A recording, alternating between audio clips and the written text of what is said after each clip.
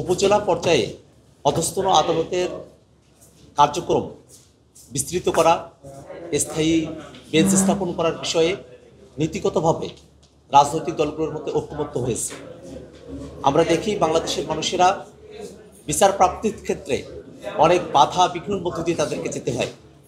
এমন দূরবর্তী অনেক উপজেলা রয়েছে যেগুলোতে আসতে গিয়ে মানুষের অনেক কষ্ট হয়, বিচার প্রাপ্তির ক্ষেত্রে দীর্ঘসূত্রিতায় পড়তে হয় এবং অর্থ কষ্ট সহ থাকার কষ্ট, নানাবিধভাবে হয়রানির মুখে পড়তে হয়। সে জায়গায় অধস্তন আদালতকে উপজেলা পর্যায় পর্যন্ত বিস্তৃত করা, সম্প্রসারণ করার এই প্রস্তাবের সঙ্গে আজকে রাজনৈতিক দলগুলো ঐক্যমত্য হয়েছে।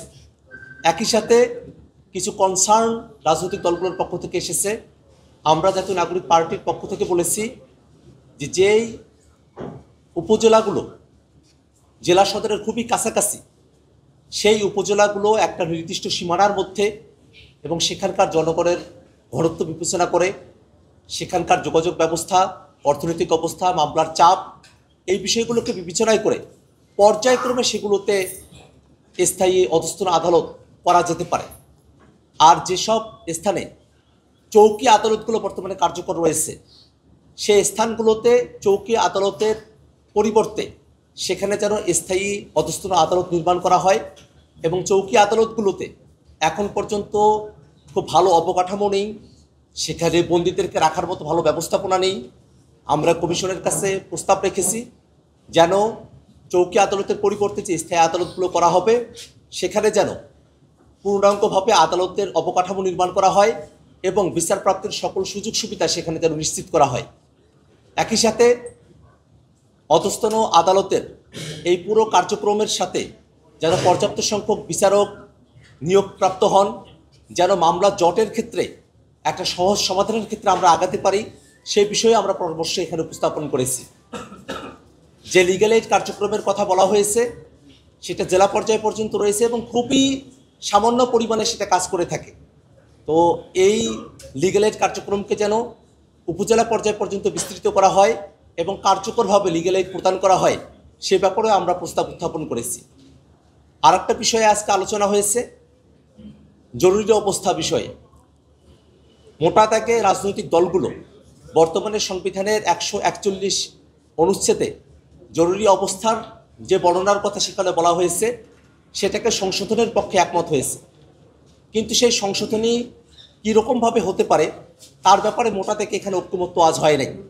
কমিশনের তরফ থেকে বলা হয়েছে যাতে রাজনৈতিকভাবে জরুরি অবস্থা কোনো অপব্যবহার না করতে পারে সে ব্যাপারে যেন একটা ডিরেকশন এর মধ্যে উল্লেখ করা হয়ে থাকে।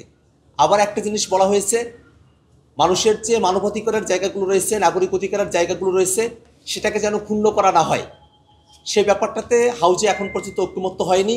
কিন্তু জাতীয় নাগরিক পার্টি এনসিপি মনে করে রাজনৈতিক দলগুলো জরুরি অবস্থা সংশোধনের বিধানকে সংশোধনের জন্য যে একমত হয়েছে, সেই সংশোধনী আসলে কোন দিকে হবে তার একটা গাইডলাইন আমাদের এখানে থাকা প্রয়োজন, যাতে জরুরি অবস্থার সময়টাতে তারও বিচার প্রাপ্তির অধিকার কোনোভাবেই ক্ষুণ্ণ না হয়, সেটা অবশ্যই নিশ্চিত করতে হবে। একই সাথে মৌলিক অধিকারগুলোর ক্ষেত্রে, মানবাধিকারগুলোর ক্ষেত্রে কোন কোন মানবাধিকারকে অবশ্যই জরুরি অবস্থার সময়টাতেও কার্যকর রাখতে হবে, সে ব্যাপারটা নিয়ে আমাদের মধ্যে আরও বিস্তারিত আলোচনা হওয়া প্রয়োজন বলে আমরা মনে করি। আমরা দেখেছি জাতীয় নাগরিক পার্টি এনসিপি মনে করে সংস্কারের ম্যান্ডেট এই সরকারের হাতেই রয়েছে।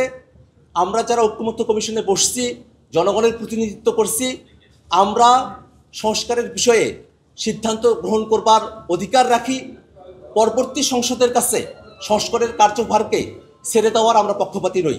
অবশ্যই জুলাই সনদকে নিছক একটি ডকুমেন্ট হিসেবে, নিছক একটি দলিল হিসেবে উপস্থাপন করার যে চিন্তা অনেকের মধ্যে প্রকাশিত হয়েছে, আমরা তার বিপক্ষে অবস্থান করি এবং আমরা মনে করি যে জুলাই সনদের মধ্য দিয়ে যে মৌলিক সংস্কারের রূপরেখা বাস্তবায়িত হবে সেটা বাংলাদেশের সামনের রাজনীতিকে নির্ধারণ করবে, সামনের বাংলাদেশের কাঠামোকে নির্ধারণ করবে এবং সেই কাঠামোকে কীভাবে বাস্তবে রূপান্তরিত করা যায়, রেকটিফিকেশনের পদ্ধতি কী হতে পারে, সেই ব্যাপারে যদি কেউ শুধুমাত্র সংসদের উপর নির্ভর করতে চায় এবং ঐক্যমত্য কমিশন যদি পার্লামেন্টের দিকেই তাদের আলোচনাকে অগ্রগতি করতে থাকে, সেক্ষেত্রে অবশ্যই আমরা মনে করব যে আমাদের এই যে গোটা আলোচনা, ঐক্যমতের আলোচনা, সে আলোচনা অবশ্যই কার্যকর হবে না।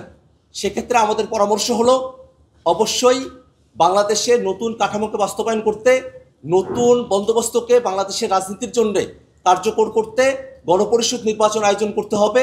গণপরিষদ নির্বাচন আয়োজনের মধ্য দিয়ে সেখানকার আলাপ আলোচনা, তর্ক এবং নানা ধরনের ঐক্যমতের ভিত্তিতে নতুন একটি সংবিধান প্রণয়ন করে এই সংস্কারের যে প্রস্তাবনাগুলো আছে সেগুলোকে কার্যকর করতে হবে।